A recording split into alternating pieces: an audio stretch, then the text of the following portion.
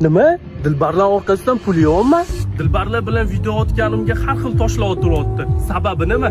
Men dilbarlarni bu botqoqdan olib chiqmoqchiman, o'zgartirmoqchiman. Men dilbarlarni mayli xato bo'lsa ham gaplarini eshitib, ularga moddiy tarafdan yordam berayotganim yaxshimi? Yo bo'lmasa dilbarlarning ustidan kulib, yulduzni ko'zini parodiya qilib chiqayotganlar ular yaxshimi? Men hayron qolaman-da. Nimaga yaxshilik qilib endi ko'tarilmoqchi bo'lganlarni chopishga harakat qilasizlar-da, azinoni yo bo'lmasa qimorni reklama qiladiganlarni gapirib chiqmaysizlar. Shu video qilayotganlar nimaga meni o'zimdan bir og'iz so'ramadinglar? Yo sizlarga ham prosmotr muhimmi? Tangani har doim ikkinchi tarafi ham bor. O'sha ikkinchi tarafini bilmasdan gapirib chiqib gunoh qilib qo'ymaylar. Nimaga oddiy xalq ichidan chiqqan bolalarni ko'ra olmaysizlar? Bloger bo'ldi degani bu boyib ketdi degani emas-ku. Men o'zimdan orttirib shularga beryapman. Endi shuni ham gapirib chiqsanglar endi bilmadim.